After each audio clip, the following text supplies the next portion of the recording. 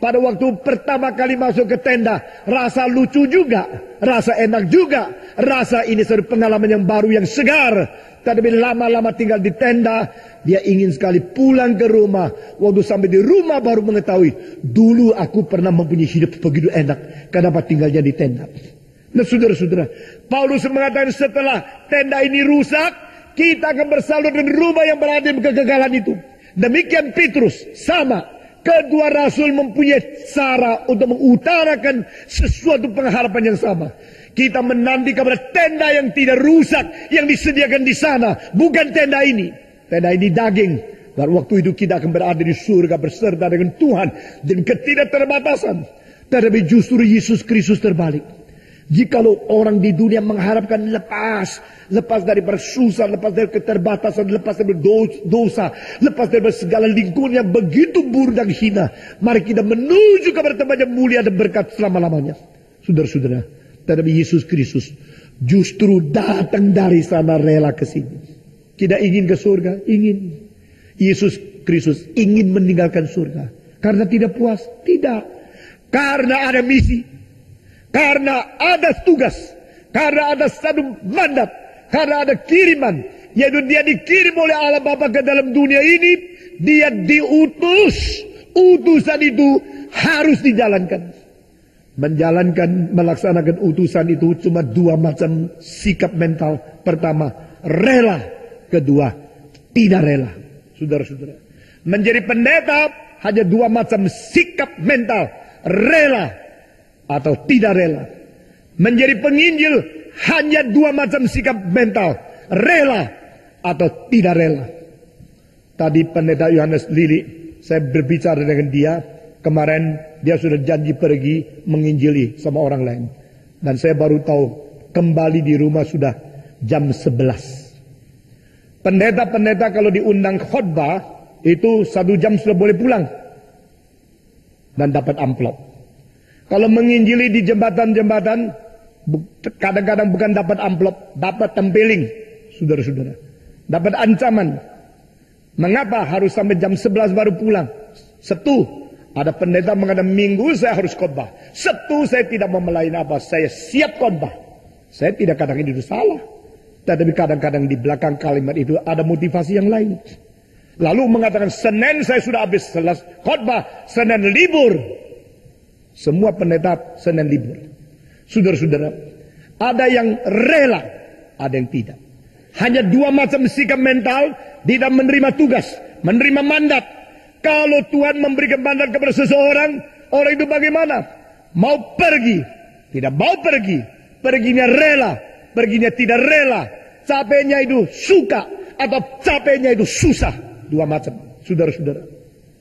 Yesus Kristus memberi teladan kepada kita. Dia rela turun, rela ke dunia, rela terbatas, rela diikat di dalam tubuh yang hanya berapa puluh kilo selama 33 tahun setengah, bukan 1 hari. Bayangkan Allah pencipta langit dan bumi menjadi satu manusia yang berjalan-jalan di pinggir Galilea dan memanggil murid mengikut dia. Bayangkan orang Allah yang menciptakan seluruh alam semesta akhirnya dipaku di atas kayu salib dan diteriak di bawah, jikalau engkau anak Allah turun. Dia tidak mau turun. Karena apa? Rela. Dia rela. Mengapa rela? Ini adalah mandat dari Tuhan Allah. Ini adalah kehendak Allah. Aku rela menjalankan kehendakmu.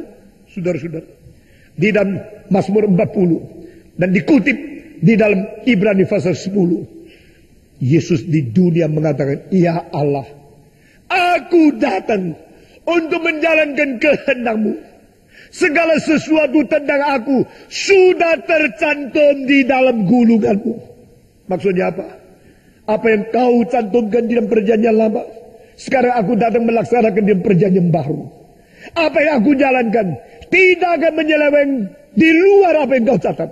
Semua yang aku akan lakukan, semua tentang aku sudah tercatat di dalam kitab suci.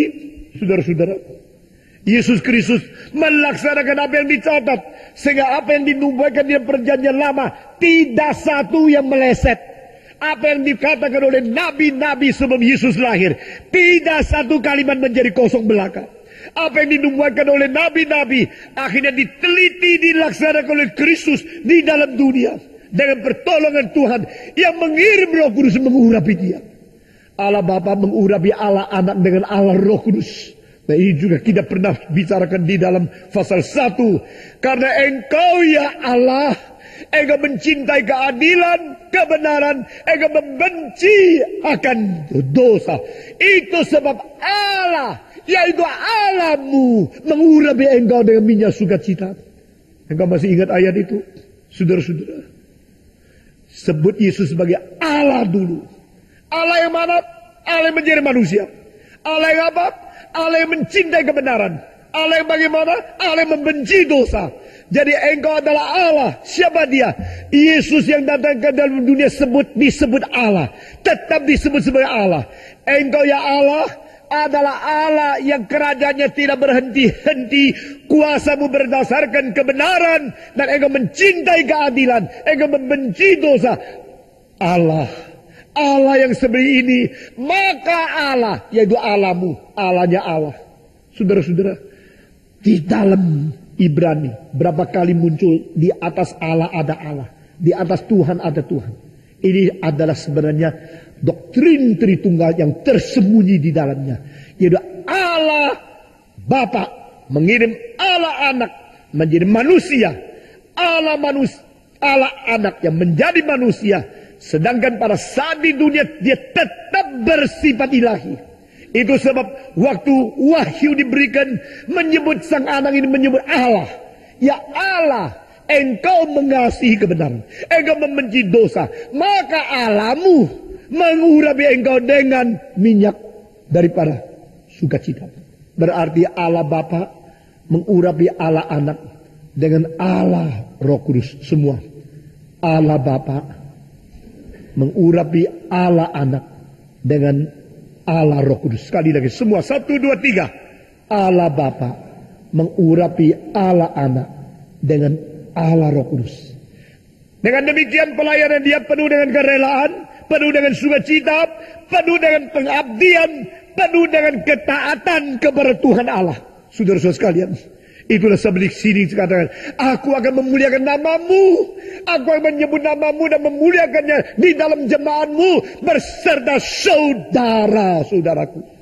Saudara-saudara, kalau hari ini Gus Dur masuk sini dan berjabat tangan, hei adik, hei kakak, saudara rasa bagaimana? Loh, aku kok jadi kakak adiknya presiden bang?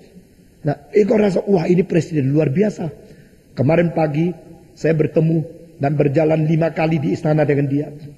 Saudara-saudara. Dan saya lihat dia pakai apa? Kita suruh pakai batik yang bagus. Kelihatannya formal. Tapi dia pakai celana pendek. Lalu dia pakai itu t-shirt. Jalan-jalan keliling. 1 kali dituntun. Yang satu tuntun Bapak Paul Tahalil. Yang satu yang lain. Bukan ajudan. Tapi orang yang akar sama dia. Lalu, Paul kapan datang? Seperti saudara ngomong sama saudara. Tidak seperti presiden ngomong sama rakyat. Oh kemarin Gus, aku datangnya kemarin. Jam berapa? Ya sore-sore. Wah saya di belakang dengar seperti saudara sama saudara. Kita keliling lalu seorang bilang, Gus sudah berapa kali? Dia diharuskan 5 kali keliling. Saudara-saudara. Baru keliling sampai belum 1 kali selesai. Orang tanya, Gus sudah berapa kali? Sekalian belum kok tanya-tanya. Dia tidak lihat tapi pinter, betul-betul pinter. Dia tahu berapa kali, tidak usah ngomong-ngomong sudah selesai ngomong, jamnya bunyi. Saya kalau tidak salah, waktunya sudah sampai mesti mandi begitu. Jamnya bisa ngomong. Jadi, jam tidak terlalu mewah, tapi fungsinya hebat. Ya, lain sama orang yang mewah yang tidak berfungsi, beda sekali. Tahu tidak ini siapa yang kasih? Lalu dia sebut namanya. Sudah, saya mau mandi, dia masuk. Selesai bicara. Itu tidak seperti seorang yang begitu megah, yang begitu hebat, yang tidak bisa didekati oleh rakyat.